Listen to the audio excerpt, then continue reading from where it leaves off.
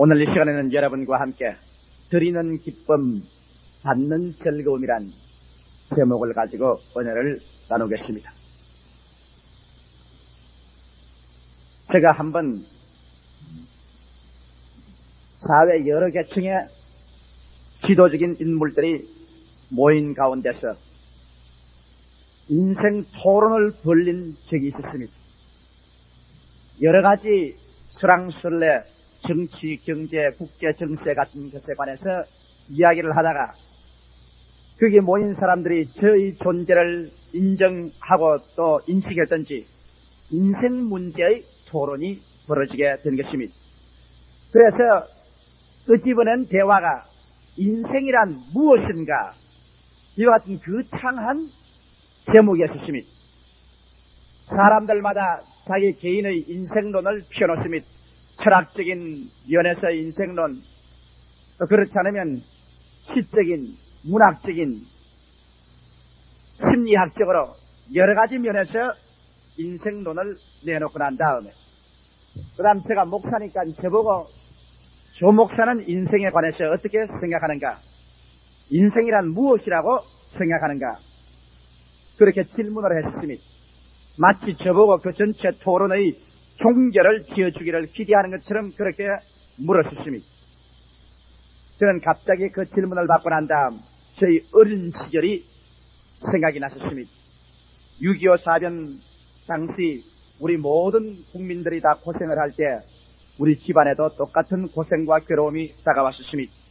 추운 겨울이 다가와도 불을 지필 수가 없고 냉돌에 가족들이 함께 모여서 고생을 하고 맛있는 음식을 구경할 수 없는 그런 처지에서 한 번은 저희 아버님께서 우리들을 모아 놓으시고 저희들에게 주신 교훈 말씀이 있었는데 그것이 기억이 났었습니다.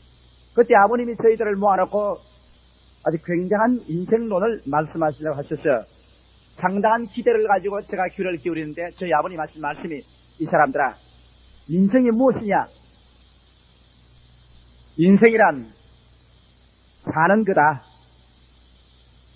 그렇게 말씀을 하십니다. 그 말에 저는 굉장히 실망을 했습니다. 우리 아버님께서 상당히 지식이 많으시고 또 심오하고 깊은 철학적인 인생론을 제게 말씀해 줄 줄 알았는데 고개를 흔드시면서 하신 말씀이, 인생은 결국 사는 거야. 이제 산다는 거야. 나도 옛날에는 인생에 무슨 굉장히 뾰족한 것이 있고 짜릿한 무엇이 있는 줄 알고 저 산 너머에 가면 또 무엇이 있을 줄 알고 허덕에 가보니 또 저 산 너머에 가면 또 무엇이 있다고 하더라. 이런 식으로 인생을 살아왔는데 이제 살아보니 현재 못 살고 어려우니까 애비 원망을 할지 모르겠지만은 인생은 이러고 사는 거야. 하루하루 사는 동안에 얼마나 즐겁게 살았는가, 그것이 인생을 총결산 짓고 마는 것이지 무슨 인생에 색다른 뾰족한 것이 있다고 기대하지 말게나. 저는 그 말을 듣고 아주 실망을 했습니다. 그러고 난 다음 그때부터 하하, 우리 아버지는 나를 더 이상 교훈해 줄 수가 없다. 이제부터 내가 인생 문제를 다 하면 아버지께서 물을 필요가 없다. 왜? 인생은 사는 거다. 그렇게 말하는 아버지께 무엇을 내가 물을 수 있겠는가? 인생은 우리 아버지는 생각하지 못한 그 무엇이 있을 것이다. 가치 있고 뚜렷하고 짜릿하고 정말 삶의 이가 있는 그런 세계가 있을 것이니 두고 보아라. 내가 이것을 발견하고 말 것이다. 그러고 저는 집을 떠난 것입니다. 오랜 세월이 지나는 동안에 저는 늘 저희 마음속에 그 숙제가 있었습니다. 어찌할 수 없이 제가 목사가 되고 하나님의 종이 될 만큼 이 가슴 속에 인생 문제에 관해서 사는 것이 무엇인가, 그 질문이 머리를 들고 일어나는데 견딜 수가 없었습니다. 그리고 인생은 그저 사는 거다. 여기에 대한 반발이 너무나 마음에 거세었기 때문에 어디 전 세계로 다니면서 정말 사는 것이 멋있고 참 사는 것이 이것이라는 것을 기어코 발견해서 온 천하 사람에게 줄 수 있는 인간이 되어야겠다고 저는 생각하고 한국의 중소도시를 다다니면서 사는 것을 관찰해 보았습니다. 사실 관찰해 보니 인생은 사는 것 이외에 별 것이 없어요. 그 다음은 미국으로 건너가서 미국의 크고 작은 도시를 다 허덕여 다니면서 잘 사는 사람도 보고 못 사는 사람도 보았습니다. 화려한 저 성림에 가서 할리우드의 배우들도 보고 그 창스러운 부자들도 보았습니다. 그리고 그들 속을 쥐가 꿰뚫어보면서 인생이 무엇인가 끊임없이 질문해 보았지만은 끊임없이 먹고 마시고 일하고 자고 깨고 잘 살고 못 사는 것 그것이 있지만은 결국에 인생에는 산다는 것 이외에 뭔지 모르게 이것이라고 주어진 것이 없었습니다. 그래서 저희 시각에는 하하 미국 사람은 신대륙에 건너온 사람이기 때문에 그저 미국 사람은 돈만 안다. 저 사람들은 잠에서 깨어나면 그저 자동차나 돈밖에 모르는 사람이기 때문에 인생을 논할 가치가 없다. 그러므로 미국은 도외시해버리자. 전통 깊은 구라파로 건너가면 구라파에서 인생을 알 수 있을 것이다. 그래서 그 다음부터 저희 여행의 방향은 미국에서 구라파로 돌아섰습니다. 저는 구라파에 가서 전통 깊은 곳을 가보았었습니다. 영국의 저 남부에서 북부까지 허덕여 보았었으며 이름 높은 그 웨스트민스터 사원에 들어가서 수많은 왕들의 무덤이 교회 가운데 있는 것을 보았었습니다. 그것이 유명한 수상들, 유명한 영웅들, 처칠까지라도 그 땅바닥에 묻혀서 하나의 대리석에 얹혀있는 그밖에는 아무 남은 것이 없었습니다. 그 다음 프랑스 파리에 가보았었습니다. 베르사유 이후의 그 여러가지 고적들을 보았었습니다. 로마로 갔었습니다. 그 많은 조각들을 보았었습니다. 아무것도 실감나는 것이 없고 모두 다 차지찬 대리석밖에 눈에 보이는 것이 없었습니다. 독일에 가보았었습니다. 그들은 모두 다 경제 부흥을 하겠다고 혈안이 되어서 일하는 것을 제가 보았었습니다. 인생이 무엇이냐? 결국 사는 것이구만. 살다가 죽는 것이 인생이 아닌가. 그 다음 저희 방황은 인도에 와서 끝나고 말았었습니다. 저희 아버님께서 제게 가르쳐 주신 그 철학 이상을 제가 더 넘어가지를 못했었습니다. 인도에 와서 봄베이나 칼가타의 거리에 피골이 상접한 수많은 군중들이 하루에 한 끼를 얻어먹지 못하고 그림자같이 허덕이면서 밤이 되면은 수많은 군상들이 그냥 길거리에서 들어누워 잠을 자는 것을 보았었습니다. 나를 안내하던 인도 사람이 하는 말이 조 목사님, 여기에 있는 대다수의 사람들이 길거리에서 태어나서 길거리에서 성장해서 길거리에서 살다가 길거리에서 죽는 사람들이요. 이 사람들은 집이 무엇인지 알지도 못하고 신발을 신어보지도 못해보고 길거리에서 살다가 죽는 사람들이요. 나는 그 말을 들을 때 비로소 거기에서 인생은 바로 이것이구나. 인생이라는 것은 바로 산다는 것 위에 정치, 경제, 교육, 문화의 판잣집을 지어놓고 어떠한 사람은 내 판잣집이 더 좋다, 너 판잣집이 더 좋다 하지만은 이 모든 것은 하나의 판잣집에 불과하다. 그 속에 아무런 영원한 의미도 가치도 이것이라고 붙잡을 것도 없는 것이는구나. 인생은 결국 사는 것이로구나. 그래서 제가 저희 방황을 끝마치고 우리 한국에 들어와서 썼을 때는 저희 아버님께서 발견한 철학 이외에 더 깊은 것을 제가 얻지를 못했습니다. 인생이란 무엇이냐? 사는 것이다. 그래서 제가 그 말을 그 모인 무리에게 말을 해주십니다. 여러분이 말하는 철학이나 경제나 정치나 이 모든 세상 것은 살아있다는 전제 조건 위에 키워놓은 판잣집이요. 이러한 판잣집은 세월이 흘러가고 환경이 변하면 세월이 바람 속에 다 밀려가 버리면 다른 사람이 또 산다는 것 위에 또 다른 판잣집을 지어놓아요. 그러므로 인생은 사는 것밖에 없어. 그러니까 옆에 있던 예수를 믿는 사람이 조 목사님 말에 하나 더 부과를 하겠습니다. 그래요. 그게 무엇입니까 이게는? 목사님 산다는 게 뭡니까? 산다는 게 고작 아침에 일어나서 세수하고 밥 먹고 낮에 가서 일하고 저녁에 와서 잠자고 이게 사는 겁니까? 산다는 그것밖에 없습니까? 그러면서 그분 하는 말이 나는 이렇게 생각합니다. 산다는 것은 다른 게 아니고요. 하나님의 형상과 모양대로 지음받은 우리 사람이 죄를 짓고 타락해서 하나님께 쫓겨나왔기 때문에 이 땅에서 우리는 서로 물고 찢고 싸우고 죄를 짓고 병들고 가난하고 죽고 하지 않습니까? 이런 비극을 하나님께서 피하고 우리를 고쳐주기 위해서 독생성자 예수님을 보내셔서 우리를 대신하여 십자가에 못 박혀 그 몸이 찢어지고 피를 흘리심으로 말미암아 우리 죄를 대속하셔서 누구든지 예수를 믿으면 예수 그리스도를 통해서 이제 아버지 하나님의 품에 안기고 이제는 인생을 살 때 목표가 뚜렷하고 어디서 와서 어디로 가며 무엇 때문에 사는 것을 알고 사니까 되지 않아요. 그러므로 인생은 그저 사는 것만 아니라 우리는 천국 가기 위해서 구원받기 위해서 존재하는 겁니다. 그러니까 옆에 있던 문학가 한 사람이 당장 목에다가 핏대를 세우면서 말이 당신네 예수 교인들은 밤낮으로 구원을 받는다. 그래 어디서 와서 어디로 간다고 말하는데 내가 말한, 묻고 싶은 거 있어. 그러고 나보고서 그냥 아주 눈에 독지를 세워서 묻습니다. 조 목사님, 어떤 사람 말 들으니까 생일날 잘 먹으려고 엿새를 굶었더니 생일날 죽었다고 말합니다. 당신네들은 늘 천당, 하나님 말하는데 내가 말하고 있는 것은 지금 우리 배고파요. 지금 우리 인생에 흩갈증이 걸렸어.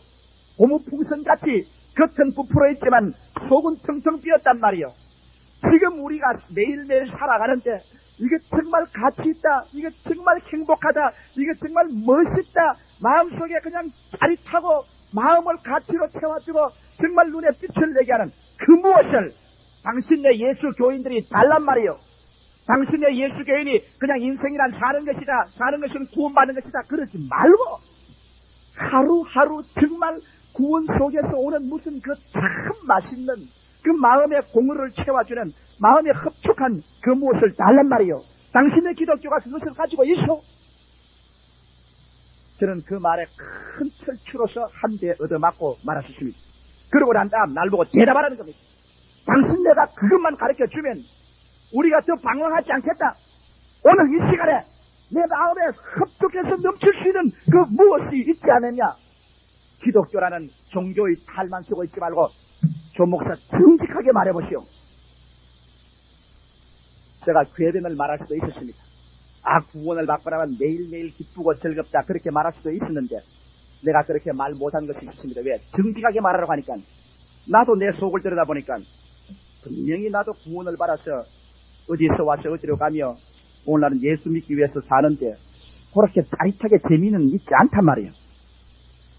이거 정말 참 이런 질문을 받고 나니까 나도 마음속이 허황해지는 게 큰일 났습니다. 그 대답을 못하고 멍하니 있었지. 그러니까 저거 봐라. 목사도 대답을 못하면서 괜히 큰 소리야.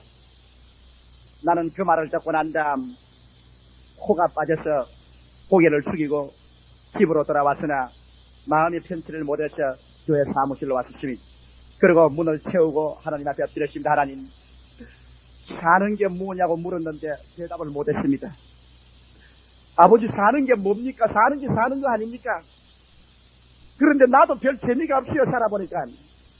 나도 이제 40이 다 되도록 살아보니까 매일 아침같이 밥 먹고 일어나고 저녁에 자고 반복되고 슬픈 일 많고 괴로운 일 많고 안주거니 사는 건데 아버지, 그래서 짜릿한 사는 것이 뭐냐고 묻는데 난 대답을 못했어요. 그러니 나는 목사 자격이 없습니다. 나도 모르는 건 누구에게 대답합니까? 그러고 한 30분을 주님께 엎드려서 기도를 하고 있는데 정말이지 하늘의 계시가 저희 마음속에 임하였습니다. 정말 저희 마음속에 크공 중에 하나님의 기쁨에 충만한 성령의 감동이 저희 마음속이면서 이 판잣집 같은 목사야. 그것도 모르면서 네가 여태까지 설교하고 그것도 모르면서 여태까지 성경 66권을 읽었느냐? 산다는 것의 내용은 뭔지 아느냐? 산다는 것의 내용은 사랑이다. 하나님의 성령께서 마음에 그냥 화젓가락으로 찌르듯이 보여주셨습니다. 사랑이다. 하나님의 사랑을 네가 예수 그리스도 안에서 피맺히게 체험하고 예수 그리스도를 통하여 네가 하나님을 사랑하게 되고 그로 말미암아 네가 하늘을 쳐다보고 하늘을 사랑하게 되고 네가 선 대지 위에 서서 네 땅을 사랑하게 되고 네 처자를 사랑하게 되고 네 이웃을 사랑하게 되고 그리고 네가 사랑을 주고 사랑을 받게 되면 산다는 것을 뼈저리게 절실하고 짜릿하게 가치와 생명을 주는 것은 사랑밖에 없다. 사랑이다. 이 목사야, 사랑도 몰랐느냐? 하나님은 이 사랑을 주시기 위해서 그 독생성자 예수까지 애끼지 아니하고 죽여같이 버렸어. 십자가에 갈기가게 찢어서까지라도 인생을 사랑하는 것을 보여주고 하나님은 인간의 사랑을 얻기 위하여 그 아들을 내어 던졌지 않느냐? 우주의 삶의 근원과 본분, 삶의 가치와 알맹이와 핵심은 사랑이다.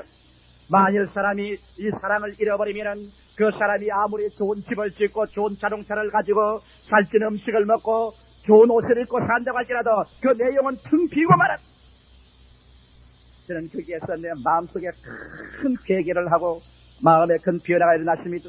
아닌 게 아니라 오늘날 세계에서 잘 산다는 일정 국민들이 보면은 좋은 집을 짓고 집에 들어가면 자동차가 2대, 3대 있고 전기 냉장고에 전기 소재기에 모든 문명의 이기를 다 가지고 있으면서 밤이 늦도록 아버지는 술집과 바에서 술을 들이키고 엄마는 다른 파트너를 얻어서 춤추러 다니고 애들은 마리주아나를 핍고 그들에게는 오직 금속적인 인간의 관객밖에 없고 사랑은 식어지고 그들에게 즐거움은 없어지고 이 세상 사는 것이 점점 삭막해져가고 있는 오늘날 세계 사세라는 수가 점점 더 많아져가고 있는 것을 제가 깨달았었습니다. 그래서 오늘날 인간이 산다는 인생이란 사는 것인데 참으로 사는 것은 뭐냐?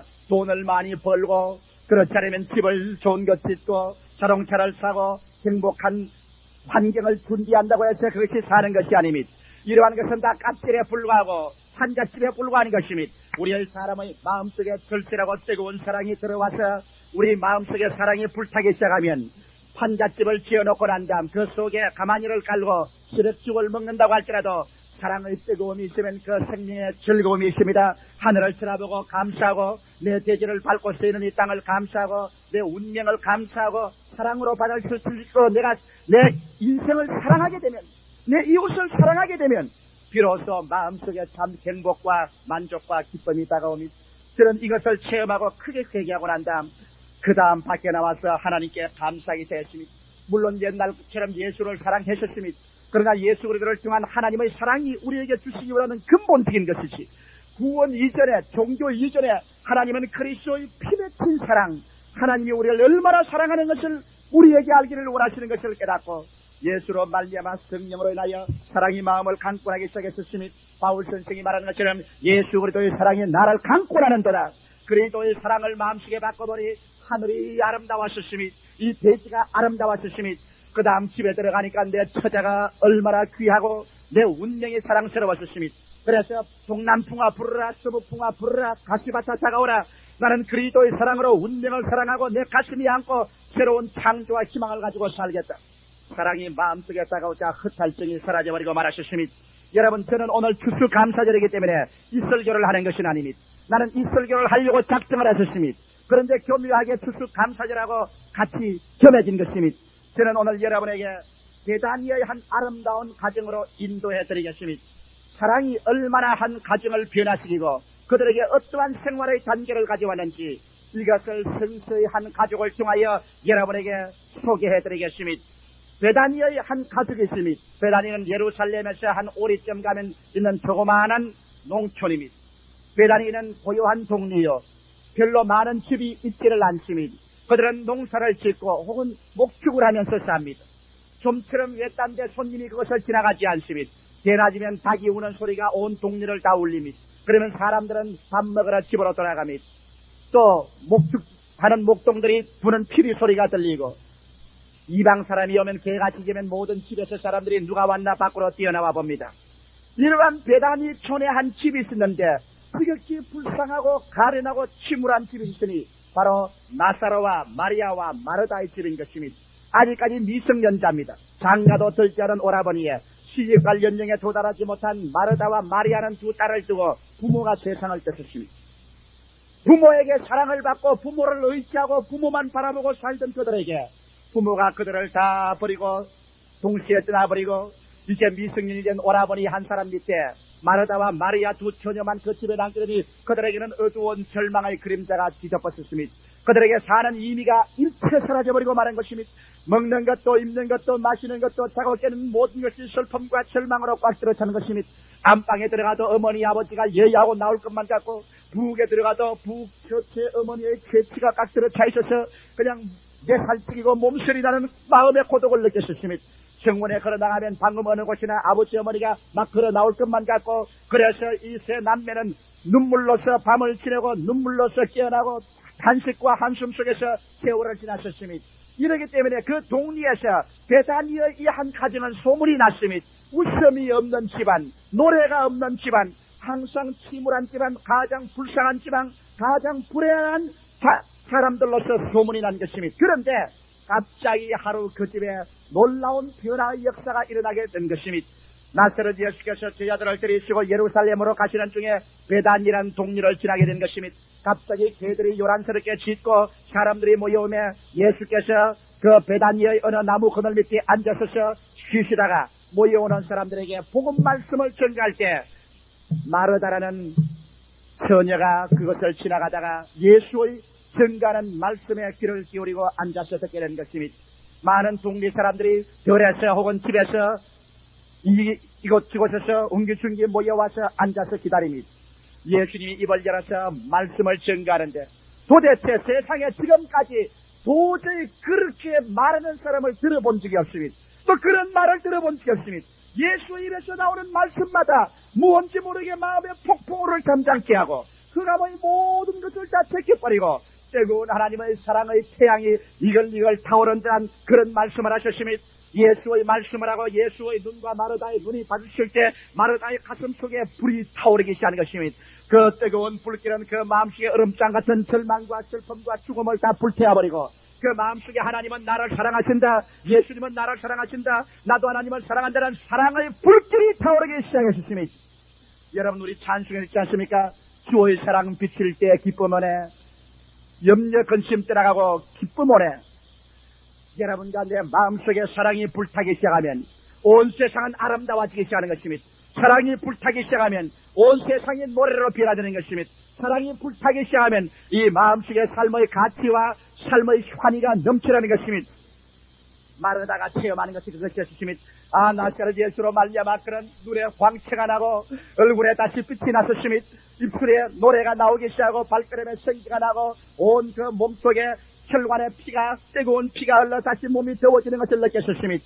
머리까부터 발끝까지 기름을 부은 것 같은 즐거움이 충만했었습니다. 그런 예수께서 말씀을 전가하는 것에 도취되어 시간 가는 줄 몰랐었습니다. 예수님께서는 말씀을 전가하시고 난 다음 병든 자를 고치고 혀가 어눌한 자에게 말을 하게 해주시고 절름발이와 안전방위를 치료하시고 그는 일어나서 예루살렘으로 떠나셨습니다. 마르다가 집으로 돌아오는 날은 굉장한 날이었습니다. 온 가정에 어둡고 캄캄하고 침울한 집안에 마르다가 들어오자 그 마르다의 온 인격 속에서 태양 같은 그리도의 사랑이 넘쳐왔습니다. 그는 집에 들어와서 박수를 치며 웃었습니다. 발을 둥둥 구르면서 즐거워하셨습니다. 침울한 오빠를 위로하고 한쪽에 앉아서 울고 있는 마리아를 격려해 주었습니다. 그는 집안 소재를 하고 부엌을 청소하고 그는 찬양을 하고 삶의 기쁨이 충만하셨습니다. 온 가정 전체가 기분이 달라지고 태양이 떠오른 것 같았습니다. 마르다는 말했습니다. 오라버니 마리아야, 내가 예수께서 베들레헴 예루살렘에서 다시 돌아오는 길에는 길목에 기다렸다가 그 어느 날 우리 집으로 모시겠다. 그분이 우리 집에 오면 너희들은 만나야 된다. 오라버니도 만나야 되고 마리아도 만나보아라. 그분을 만나고 그분의 눈을 마주쳐보아라. 그분 속에서 넘쳐나오는 하나님의 사랑과 부딪히게 될 때 가슴 속에 설레이는 사랑의 불길이 타게 되고 나처럼 절망에서 소망으로 죽음에서 생명으로 인생의 모든 허무와 공허에서 알찬 가치와 생명의 기쁨이 충만하지 않은가 보라. 내가 모셔오겠다. 그날부터 마르다는 길목에서 기다립니다.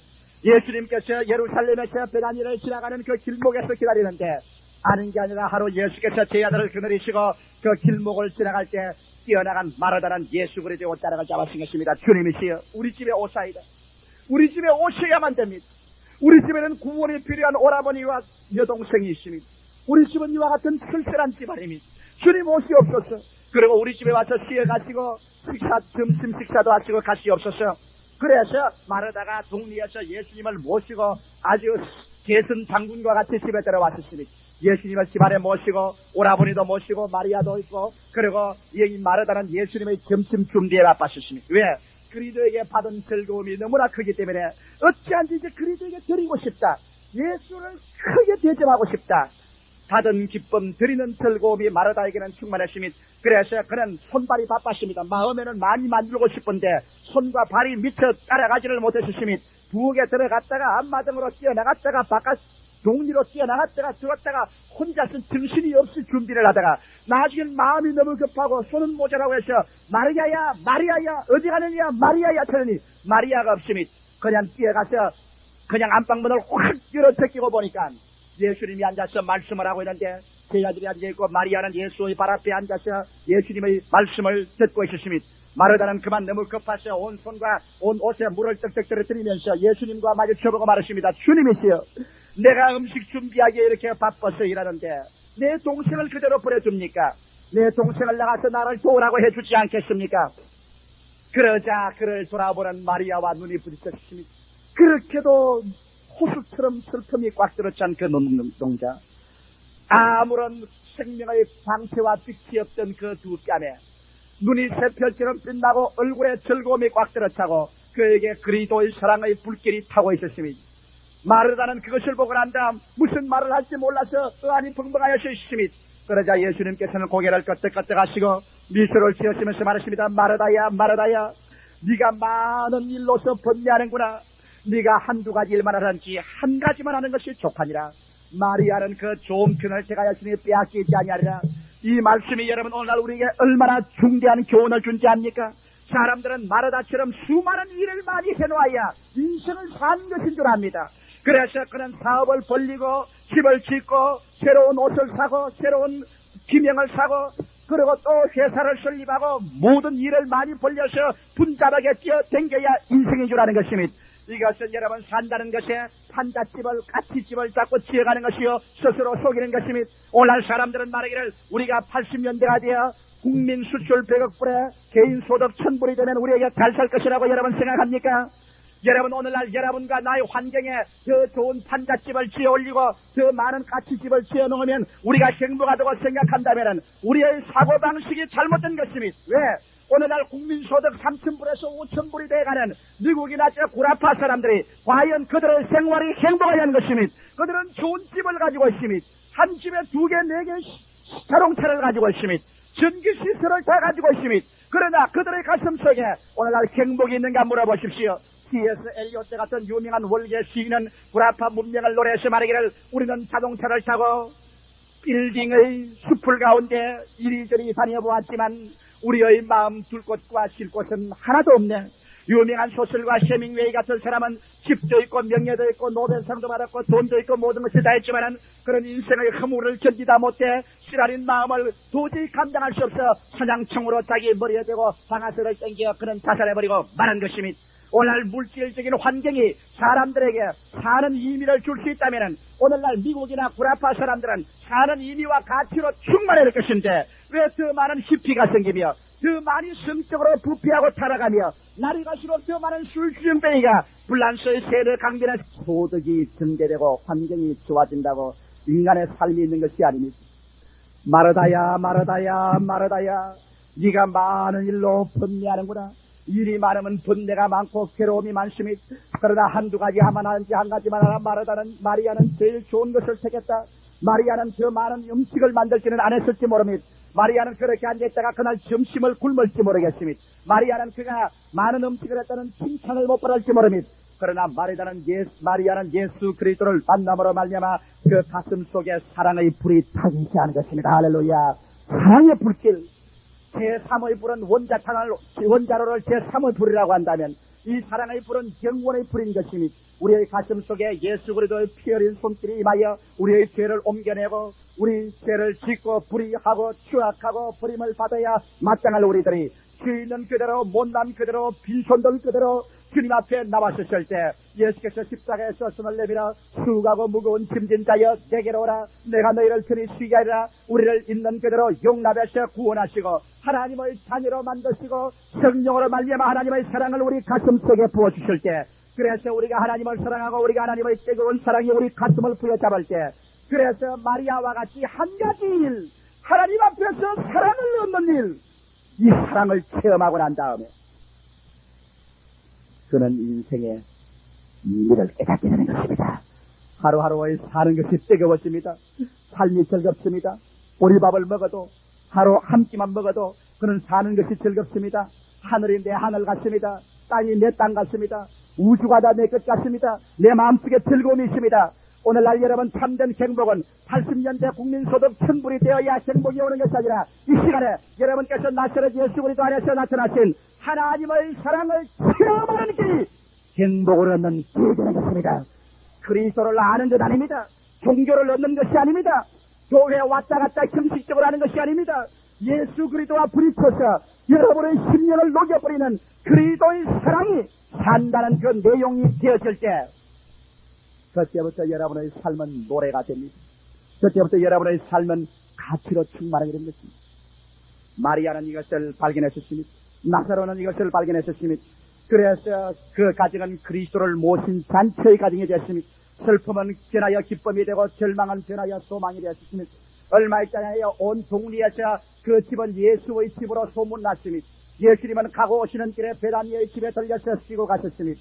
그 가정에는 기쁨이 충만하고 하나님의 은혜가 넘쳤었습니다. 마리아와 마르다와 나사로의 얼굴에는 항상 하나님의 영광과 그 기쁨이 넘치고 그들이 하루하루 사는 생활은 남보다 유족지는 못했습니다. 부모도 없는 미성년자들이 그들이 무슨 돈이 많겠습니까? 재산이 있겠습니까? 겨우겨우 끼니를 이어가는 것밖에 없지만은 그들의 마음속에 산다는 기쁨이 넘쳤습니다. 야, 사는 것은 멋있다. 살아있다는 것은 정말 근사하다. 세상에 태어났다는 것이 얼마나 좋은지 모르겠다. 돌이나 나무처럼 아무 것도 모르고 있지 않고 인간으로 태어나서 사랑을 깨닫게 됐다는 것, 이 얼마나 멋있는 일인가. 이야, 참 즐겁다. 그들의 마음속에 즐거움이 충만했었습니다. 그러나 이 사랑은 시련을 겪어야 됩니다. 두 번째로 여러분, 사랑의 시련에 관해서 발견된 사랑은 반드시 시련을 겪어야 되는 것입니다. 사랑은 온실 속에 핀 꽃은 아닌 것입니다. 우리가 사랑을 발견하고 난 다음 그 사랑에 취해서 살 때 그 사랑의 불길을 끌려고 하는 시련은 다가오는 것입니다. 폭풍우가 다가오는 것입니다. 폭우가 다가옵니다. 어려운 환경이 다가옵니다. 사랑을 문질러버리고 우리를 사랑에서 떼버리려고 합니다. 그러나 여러분, 사랑을 굳세게 붙잡는 믿음이 우리 마음속에 있어야만 되는 것입니다. 눈에는 아무 증거 안 들지라도, 귀에는 아무 소리 안 들리고, 손에는 잡히는 것 없고, 내 앞길 칠흑같이 어두워도 나는 예수가 눈에 안 보여도 예수님은 지금 나를 사랑하고 있는 것을 나는 안다는 그 믿음이 필요한 것입니다. 수많은 유대인들을 불태워 죽인 악명 높은 강제노동 강제수용소, 그 강제수용소의 벽에다가 아무렇게나 갈겨놓은 사형당한 유대인의 글이 있습니다. 그 유대인의 글에 보면은 이런 말이 있습니다. 하늘에 구름이 끼고 천지가 어두워 태양이 보이지 않더라도 그 구름 건너편에 태양이 있는 것을 아는 것처럼 어둡고 고통스럽고 괴로운 철창에서 죽음을 향해서 나갔지만은 이 모든 뒤에는 하나님의 사랑이 우리를 붙잡고 있는 것을 나는 안다고 말했습니다. 바로 이와 같은 사랑의 시련이 베다니의 가정에 왔습니다. 예수님께서 요단강 건너편에 가시고 난 다음에 갑자기 하루는 오라버니 나사로가 들어오는데 병이 들어서 눈이 충혈되고 머리가 짜개지는 것이 아프고 활활 불타듯이 열이 오르고 온 사지가 쑤시고 방에 들어와서 그만 혼수 상태에 들어졌습니다. 아, 어린 마리아와 마르다 두 사람은 오라버니를 살려보겠다고 물을 길러다가 찬물 찜질을 해주고 사지를 만져주고 온가지를 해. 오늘 이 시간에는 여러분과 함께 드리는 기쁨, 받는 즐거움이란 제목을 가지고 은혜를 나누겠습니다. 제가 한번 사회 여러 계층의 지도적인 인물들이 모인 가운데서 인생 토론을 벌린 적이 있었습니다. 여러 가지 수랑술래, 정치, 경제, 국제 정세 같은 것에 관해서 이야기를 하다가 거기에 모인 사람들이 저의 존재를 인정하고 또 인식했던지 인생 문제의 토론이 벌어지게 된 것입니다. 그래서 끄집어낸 대화가 인생이란 무엇인가 이와 같은 거창한 제목이었습니다. 사람들마다 자기 개인의 인생론을 펴놓습니다.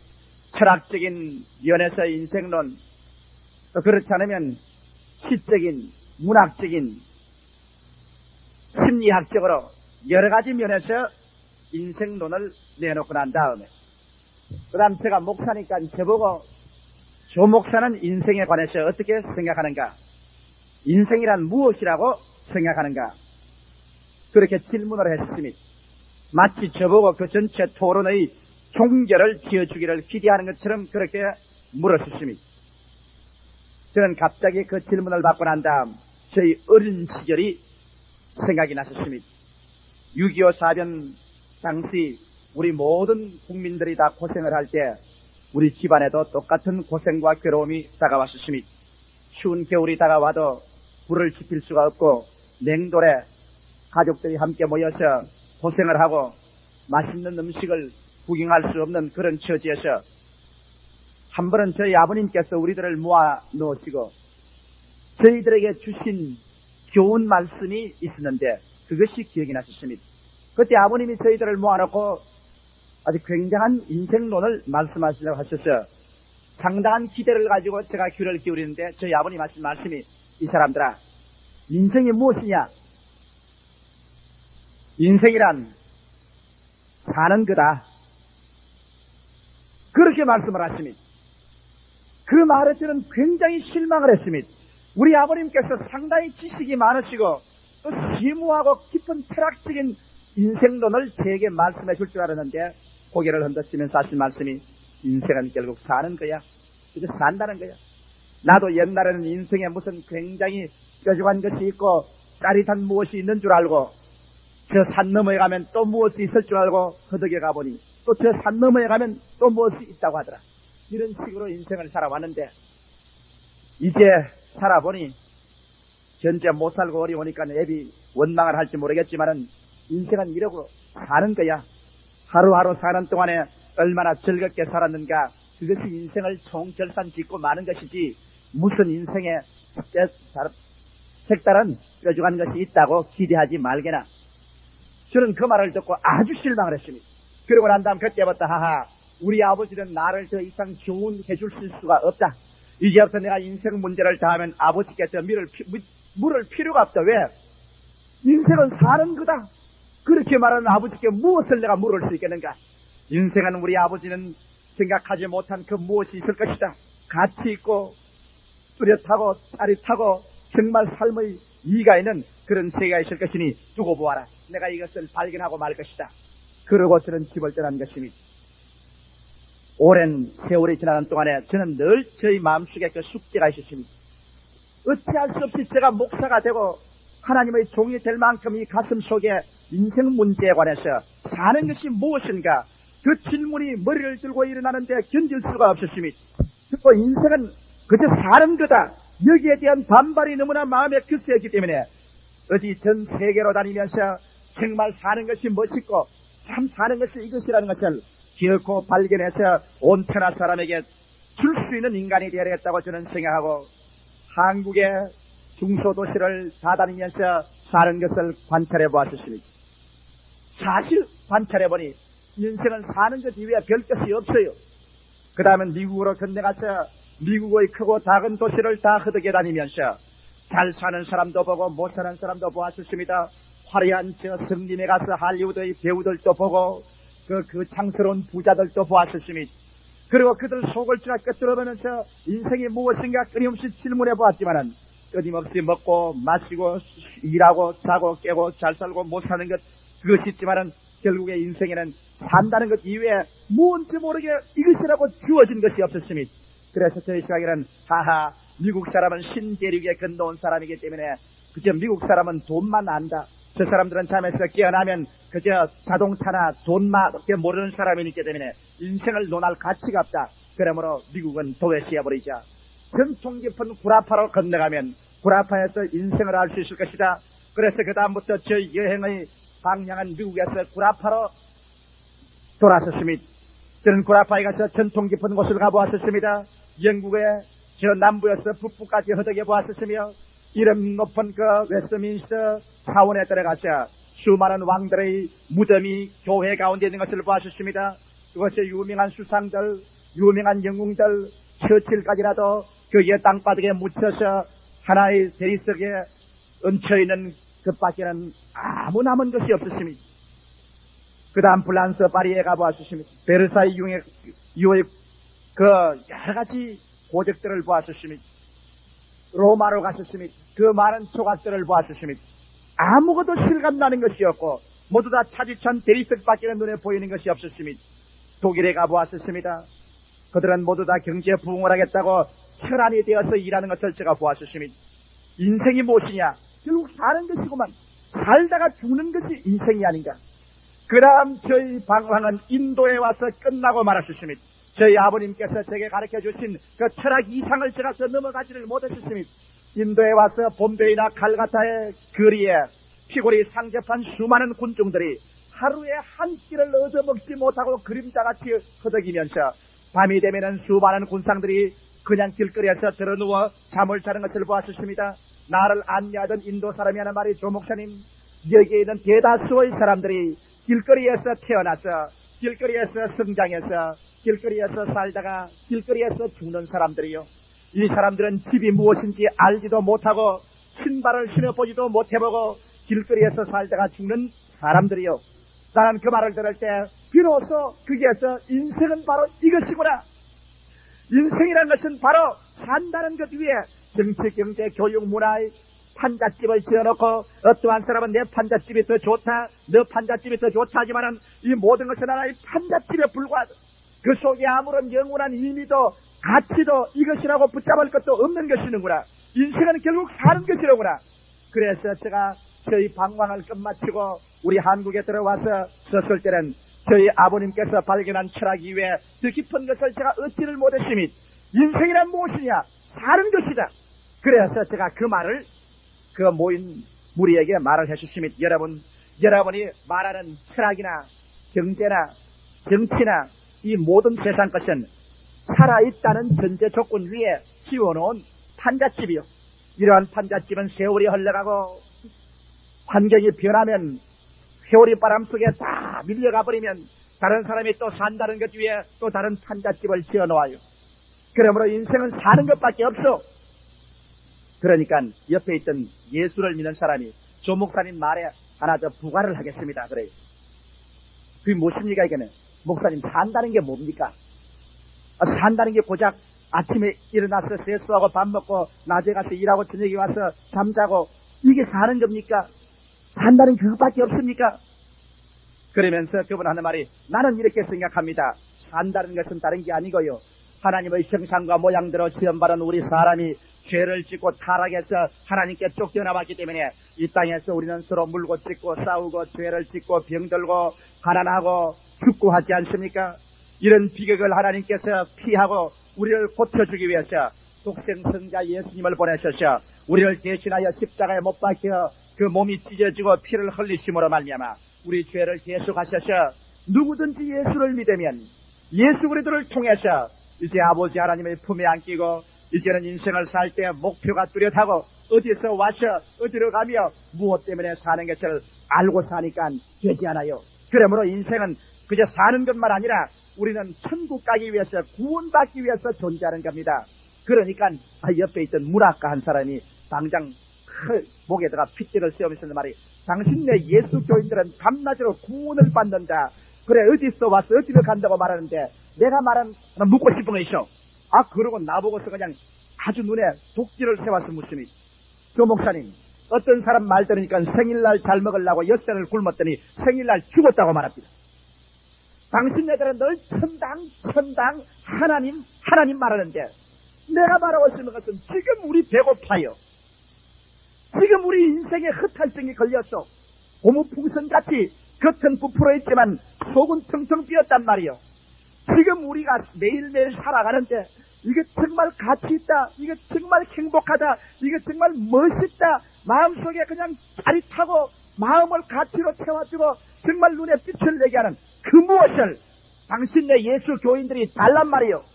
당신네 예수 교인이 그냥 인생이란 사는 것이다. 사는 것은 구원받는 것이다. 그러지 말고 하루하루 정말 구원 속에서 오는 무슨 그 참 맛있는 그 마음의 공허를 채워주는 마음의 흡축한 그 무엇을 달란 말이요. 당신의 기독교가 그것을 가지고 있어. 저는 그 말에 큰 철추로서 한 대 얻어맞고 말았습니다. 그러고 난 다음 날 보고 대답하라는 겁니다. 당신 내가 그것만 가르쳐주면 우리가 더 방황하지 않겠다. 오늘 이 시간에 내 마음에 흡족해서 넘칠 수 있는 그 무엇이 있지 않느냐. 기독교라는 종교의 탈만 쓰고 있지 말고 조 목사 정직하게 말해보시오. 제가 궤변을 말할 수도 있었습니다. 구원을 받고 나면 매일매일 기쁘고 즐겁다 그렇게 말할 수도 있었는데 내가 그렇게 말 못한 것이 있습니다. 왜? 정직하게 말하라고 하니까 나도 내 속을 들여다보니까 분명히 나도 구원을 받아서 어디서 와서 어디로 가며 오늘날은 예수 믿기 위해서 사는데 그렇게 짜릿하게 재미는 있지 않단 말이에요. 야, 이거 정말 참 이런 질문을 받고 나니까 나도 마음속이 허황해지는 게 큰일 났습니다. 그 대답을 못하고 멍하니 있었지. 그러니까 저거 봐라. 목사도 대답을 못하면서 괜히 큰 소리야. 나는 그 말을 듣고 난 다음 코가 빠져서 고개를 숙이고 집으로 돌아왔으나 마음의 편치를 못해서 교회 사무실로 왔습니다. 그리고 문을 채우고 하나님 앞에 엎드렸습니다. 하나님, 사는 게 뭐냐고 물었는데 대답을 못했습니다. 아버지, 사는 게 뭡니까? 사는 게 사는 거 아닙니까? 그런데 나도 별 재미가 없어요. 살아보니까. 나도 이제 40이 다 되도록 살아보니까 매일 아침같이 밥 먹고 일어나고 저녁에 자고 반복되고 슬픈 일 많고 괴로운 일 많고 안주거니 사는 건데 아버지, 그래서 짜릿한 사는 것이 뭐냐고 묻는데 난 대답을 못했어요. 그러니 나는 목사 자격이 없습니다. 나도 모르는 건 누구에게 대답합니까? 그러고 한 30분을 주님께 엎드려서 기도를 하고 있는데 정말이지 하늘의 계시가 저희 마음속에 임하였습니다. 아, 정말 저희 마음속에 크공 중에 하나님의 기쁨에 충만한 성령의 감동이 저희 마음속이면서 이 판잣집 같은 목사야. 그것도 모르면서 네가 여태까지 설교하고 그것도 모르면서 여태까지 성경 66권을 읽었느냐? 산다는 것의 내용은 뭔지 아느냐? 산다는 것의 내용은 사랑이다. 하나님의 성령께서 마음에 그냥 바짓가락으로 찌르듯이 보여주셨습니다. 사랑이다. 하나님의 사랑을 네가 예수 그리스도 안에서 피맺히게 체험하고 예수 그리스도를 통하여 네가 하나님을 사랑하게 되고 그로 말미암아 네가 하늘을 쳐다보고 하늘을 사랑하게 되고 네가 선 대지 위에 서서 네 땅을 사랑하게 되고 네 처자를 사랑하게 되고 네 이웃을 사랑하게 되고 그리고 네가 사랑을 주고 사랑을 받게 되면 산다는 것을 뼈저리게 절실하고 짜릿하게 가치와 생명을 주는 것은 사랑밖에 없다. 사랑이다. 이 목사야, 사랑도 몰랐느냐? 하나님은 이 사랑을 주시기 위해서 그 독생성자 예수까지 애끼지 아니하고 죽여같이 버렸어. 십자가에 갈기가게 찢어서까지라도 인생을 사랑하는 것을 보여주고 하나님은 인간의 사랑을 얻기 위하여 그 아들을 내어 던졌지 않느냐? 우주의 삶의 근원과 본분, 삶의 가치와 알맹이와 핵심은 사랑이다. 만일 사람이 이 사랑을 잃어버리면 그 사람이 아무리 좋은 집을 짓고 좋은 자동차를 가지고 살찐 음식을 먹고 좋은 옷을 입고 산다고 할지라도 그 내용은 텅 비고 말았다. 저는 거기에서 내 마음속에 큰 회개를 하고 마음에 큰 변화가 일어났습니다.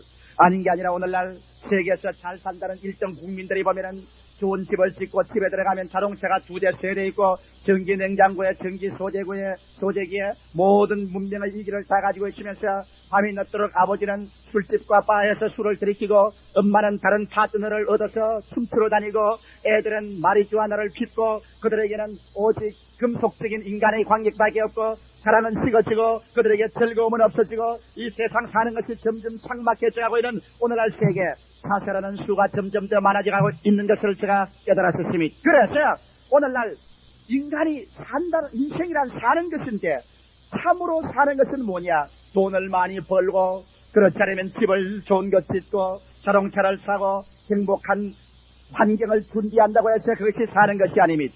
이러한 것은 다 값질에 불과하고 판잣집에 불과한 것입니다. 우리의 사람의 마음속에 절실하고 뜨거운 사랑이 들어와서 우리 마음속에 사랑이 불타기 시작하면 판잣집을 지어놓고 난 다음 그 속에 가마니를 깔고 시래죽을 먹는다고 할지라도 사랑의 뜨거움이 있으면 그 생명의 즐거움이 있습니다. 하늘을 쳐다보고 감사하고 내 대지를 밟고 쓰이는 이 땅을 감사하고 내 운명을 감사하고 사랑으로 받아줄 수 있고 내가 내 인생을 사랑하게 되면 내 이웃을 사랑하게 되면 비로소 마음속에 참 행복과 만족과 기쁨이 다가옵니다.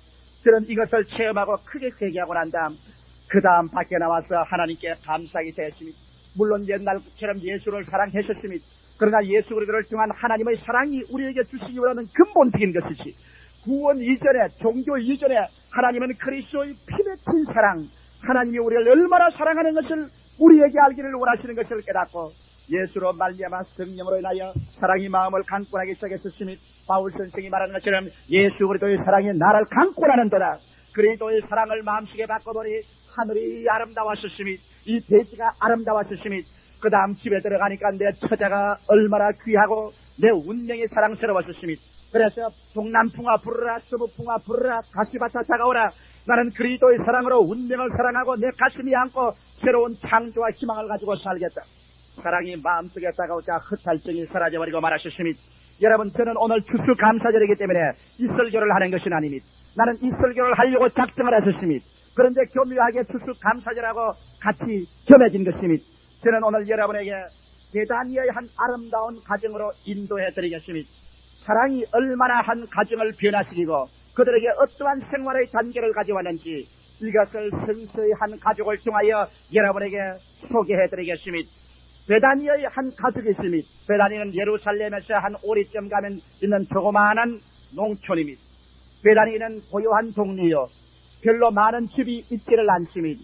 그들은 농사를 짓고 혹은 목축을 하면서 삽니다. 좀처럼 외딴데 손님이 그것을 지나가지 않습니다. 대낮이면 닭이 우는 소리가 온 동네를 다 울립니다. 그러면 사람들은 밥 먹으러 집으로 돌아갑니다. 또 목축하는 목동들이 부는 피리 소리가 들리고 이방 사람이 오면 개가 짖으면 모든 집에서 사람들이 누가 왔나 밖으로 뛰어나와 봅니다. 이러한 베다니 촌에 한 집이 있었는데 지극히 불쌍하고 가련하고 침울한 집이 있으니 바로 나사로와 마리아와 마르다의 집인 것입니다. 아직까지 미성년자입니다. 장가도 들지 않은 오라버니에 시집갈 연령에 도달하지 못한 마르다와 마리아는 두 딸을 두고 부모가 세상을 떴습니다. 부모에게 사랑을 받고 부모를 의지하고 부모만 바라보고 살던 그들에게 부모가 그들을 다 버리고 동시에 떠나버리고 이제 미성년이 된 오라버니 한 사람 밑에 마르다와 마리아 두 처녀만 그 집에 남기더니 그들에게는 어두운 절망의 그림자가 뒤덮었습니다. 그들에게 사는 의미가 일체 사라져버리고 마는 것입니다. 먹는 것도 입는 것도 마시는 것도 자고 깨는 모든 것이 슬픔과 절망으로 꽉 들어차는 것입니다. 안방에 들어가도 어머니 아버지가 예의하고 나올 것만 같고 부엌에 들어가도 부엌 곁에 어머니의 죄치가 꽉 들어차 있어서 그냥 내 살찌기고 몸소리 나는 마음의 고독을 느꼈습니다. 정문에 걸어나가면 방금 어느 곳이나 아버지 어머니가 막 걸어 나올 것만 같고 그래서 이 세 남매는 눈물로서 밤을 지내고 눈물로서 깨어나고 단식과 한숨 속에서 세월을 지났었습니다. 이러기 때문에 그 동리에서 베다니의 이 한 가정은 소문이 났습니다. 웃음이 없는 집안, 노래가 없는 집안, 항상 침울한 집안, 가장 불쌍한 집안, 가장 불행한 사람들로서 소문이 난 것입니다. 그런데 갑자기 하루 그 집에 놀라운 변화의 역사가 일어나게 된 것입니다.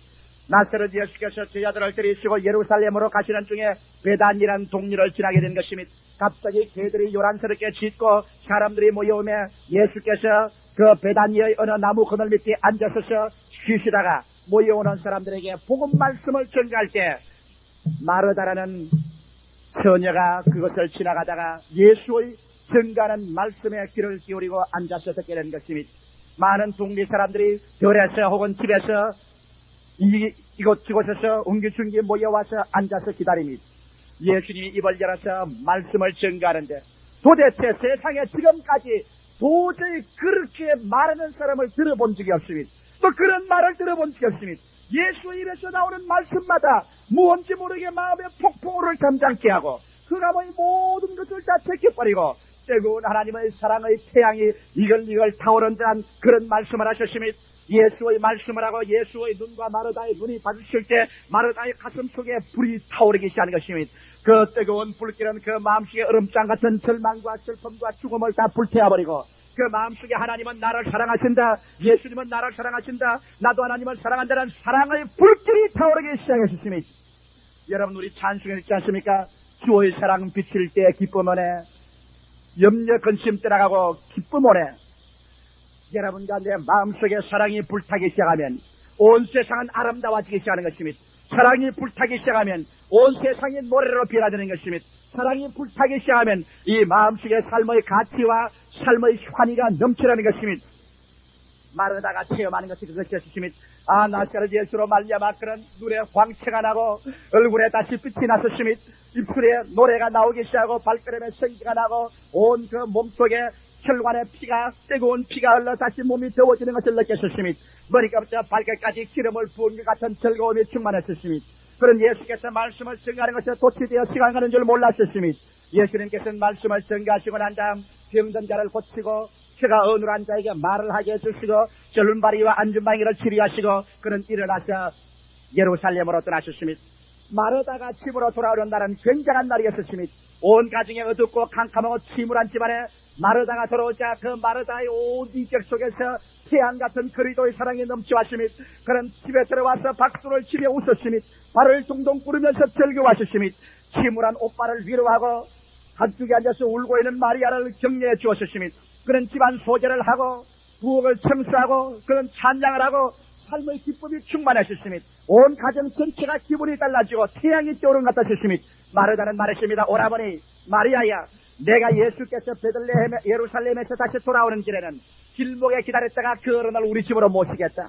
그분이 우리 집에 오면 너희들은 만나야 된다. 오라버니도 만나야 되고 마리아도 만나보아라. 그분을 만나고 그분의 눈을 마주쳐보아라. 그분 속에서 넘쳐나오는 하나님의 사랑과 부딪히게 될 때 가슴 속에 설레이는 사랑의 불길이 타게 되고 나처럼 절망에서 소망으로 죽음에서 생명으로 인생의 모든 허무와 공허에서 알찬 가치와 생명의 기쁨이 충만하지 않은가 보라. 내가 모시오겠다. 그날부터 마르다는 길목에서 기다림. 예수님께서 예루살렘에서 베다니를 지나가는 그 길목에서 기다리는데 아는 게 아니라 하루 예수께서 제 아들을 그늘이시고 그 길목을 지나갈 때 뛰어나간 마르다는 예수 그리스도의 옷자락을 잡아신 것입니다. 주님이시여 우리 집에 오사이다. 우리 집에 오셔야만 됩니다. 우리 집에는 구원이 필요한 오라버니와 여동생이 있습니다. 우리 집은 이와 같은 쓸쓸한 집안입니다. 주님 오시옵소서. 그리고 우리 집에 와서 쉬어가시고 점심 식사도 하시고 가시옵소서. 그래서 마르다가 동리에서 예수님을 모시고 아주 계승 장군과 같이 집에 들어왔습니다. 예수님을 집안에 모시고 오라버니도 모시고 마리아도 있고 그리고 이 마르다는 예수님의 점심 준비에 바빴습니다. 왜? 그리스도에게 받은 즐거움이 너무나 크기 때문에 어찌한지 이제 그리스도에게 드리고 싶다. 예수를 크게 대접하고 싶다. 받은 기쁨 드리는 즐거움이 마르다에게는 충만했으며 그래서 그는 손발이 바빴습니다. 마음에는 많이 만들고 싶은데 손과 발이 미쳐 따라가지를 못했으며 부엌에 들어갔다가 앞마당으로 뛰어나갔다가 바깥 동리로 뛰어나갔다가 들었다가 혼자서 정신이 없이 준비를 하다가 나중엔 마음이 너무 급하고 손은 모자라고 해서 마리아야 어디 가느냐 마리아야 하더니 마리아가 없으며 그냥 뛰어가서 그냥 안방문을 확 열어 제끼고 보니까 예수님이 앉아서 말씀을 하고 있는데 제 아들이 앉아있고 마리아는 예수의 발 앞에 앉아서 예수님의 말씀을 듣고 있었으며 마르다는 그만 너무 급해서 온 손과 온 옷에 물을 떡떡 떨어뜨리면서 예수님과 마주쳐보고 말했습니다. 주님이시여 내가 음식 준비하기에 이렇게 바빠서 일하는데 내 동생을 그대로 보내줍니까? 내 동생을 나가서 나를 도우라고 해주지 않겠습니까? 그러자 그를 돌아보는 마리아와 눈이 부딪혔습니다. 그렇게도 호수처럼 슬픔이 꽉 들어찬 그 눈동자 아무런 생명의 방패와 빛이 없던 그 두 뺨에 눈이 새별처럼 빛나고 얼굴에 즐거움이 꽉 들어차고 그에게 그리스도의 사랑의 불길이 타고 있었습니다. 마르다는 그것을 보고 난 다음 무슨 말을 할지 몰라서 의안이 벙벙하여서 있습니다. 그러자 예수님께서는 고개를 끄덕끄덕 하시고 미소를 지으시면서 말하십니다. 마르다야 네가 많은 일로서 번뇌하는구나. 네가 한두 가지 일만 하는지 한 가지만 하는 것이 족하니라. 마리아는 그 좋은 편을 제가 여신이 빼앗기지 아니하리라. 이 말씀이 여러분 오늘날 우리에게 얼마나 중대한 교훈을 준지 압니까? 사람들은 마르다처럼 수많은 일을 많이 해놓아야 인생을 사는 것인 줄 압니다. 그래서 그는 사업을 벌리고 집을 짓고 새로운 옷을 사고 새로운 기명을 사고 그리고 또 회사를 설립하고 모든 일을 많이 벌려서 분잡하게 뛰어댕겨야 인생인 줄 아는 것입니다. 이것은 여러분 산다는 것에 판잣집을 까치집을 잡고 지어가는 것이요 스스로 속이는 것입니다. 오늘날 사람들은 말하기를 우리가 80년대가 되어 국민 수출 100억 불에 개인 소득 1000불이 되면 우리에게 잘 살 것이라고 여러분 생각합니까? 여러분 오늘날 여러분과 나의 환경에 더 좋은 판잣집을 지어 올리고 더 많은 까치집을 지어 놓으면 우리가 행복하다고 생각한다면 우리의 사고방식이 잘못된 것입니다. 왜? 오늘날 국민소득 3000불에서 5000불이 돼가는 미국이나 구라파 사람들이 과연 그들의 생활이 행복하냐는 것입니다. 그들은 좋은 집을 가지고 있습니다. 한 집에 2개, 4개 자동차를 가지고 있습니다. 전기시설을 다 가지고 있습니다. 그러나 그들의 가슴 속에 오늘날 행복이 있는가 물어보십시오. T.S. 엘리오트 같은 유명한 월계 시인은 구라파 문명을 노래해서 말하기를 우리는 자동차를 타고 빌딩의 숲을 가운데 이리저리 다녀보았지만 우리의 마음 둘 곳과 쉴 곳은 하나도 없네. 유명한 소설가 해밍웨이 같은 사람은 집도 있고 명예도 있고 노벨상도 받았고 돈도 있고 모든 것이 다 했지만은 그런 인생의 허물을 견디다 못해 시라린 마음을 도저히 감당할 수 없어 사냥총으로 자기 머리에 대고 방아쇠를 당겨 그는 자살해버리고 말한 것입니다. 오늘날 물질적인 환경이 사람들에게 사는 의미를 줄 수 있다면 오늘날 미국이나 구라파 사람들은 사는 의미와 가치로 충만할 것인데 왜 더 많은 히피가 생기며 더 많이 성적으로 부패하고 타락하며 날이 갈수록 더 많은 술주정뱅이가 불란서의 세를 강변해 소득이 증대되고 환경이 좋아진다고 인간의 삶이 있는 것이 아닙니다. 마르다야 마르다야 마르다야 네가 많은 일로 번뇌하는구나. 일이 많으면 번뇌가 많고 괴로움이 많습니다. 그러나 한두 가지 하면 하는지 한 가지만 하나 마리아는 제일 좋은 것을 택했다. 마리아는 더 많은 음식을 만들지는 않았을지 모릅니다. 마리아는 그렇게 앉아있다가 그날 점심을 굶을지 모르겠습니다. 마리아는 그가 많은 음식을 했다는 칭찬을 못 받을지 모릅니다. 그러나 마리아는 예수 그리스도를 만남으로 말미암아 그 가슴 속에 사랑의 불이 타기 시작하는 것입니다. 할렐루야. 사랑의 불길. 제3의 불은 원자로를 제3의 불이라고 한다면 이 사랑의 불은 영원의 불인 것이니 우리의 가슴 속에 예수 그리스도의 피 흘린 손길이 임하여 우리의 죄를 옮겨내고 우리 죄를 짓고 불의하고 추악하고 버림을 받아야 마땅할 우리들이 죄 있는 그대로 못난 그대로 빈손들 그대로 주님 앞에 나왔었을 때 예수께서 십자가에서 손을 내밀어 수고하고 무거운 짐진 자여 내게로 오라. 내가 너희를 편히 쉬게 하리라. 우리를 있는 그대로 용납하셔 구원하시고 하나님의 자녀로 만드시고 성령으로 말미암아 하나님의 사랑을 우리 가슴 속에 부어주실 때 그래서 우리가 하나님을 사랑하고 우리가 하나님의 뜨거운 사랑이 우리 가슴을 부여잡을 때 그래서 마리아와 같이 한 가지 일 하나님 앞에서 사랑을 얻는 일 이 사랑을 체험하고 난 다음에 그는 인생의 의미를 깨닫게 되는 것입니다. 하루하루에 사는 것이 뜨거워집니다. 삶이 즐겁습니다. 보리밥을 먹어도 하루 한 끼만 먹어도 그는 사는 것이 즐겁습니다. 하늘이 내 하늘 같습니다. 땅이 내 땅 같습니다. 우주가 다 내 것 같습니다. 내 마음속에 즐거움이 있습니다.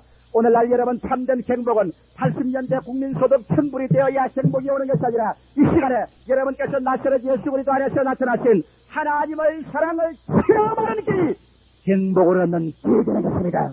그리스도를 아는 것 아닙니다. 종교를 얻는 것이 아닙니다.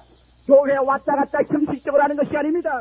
예수 그리스도와 부딪혀서 여러분의 심령을 녹여버리는 그리스도의 사랑이 산다는 그 내용이 되었을 때 그때부터 여러분의 삶은 노래가 됩니다.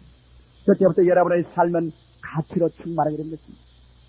마리아는 이것을 발견했었습니다. 나사로는 이것을 발견했었습니다. 그래서 그 가정은 그리스도를 모신 잔치의 가정이 되었습니다. 슬픔은 변하여 기쁨이 되고 절망은 변하여 소망이 되었습니다. 얼마 있잖아요. 온 동리에서 그 집은 예수의 집으로 소문났습니다. 예수님은 가고 오시는 길에 베다니의 집에 들려서 쉬고 가셨습니다. 그 가정에는 기쁨이 충만하고 하나님의 은혜가 넘쳤었습니다.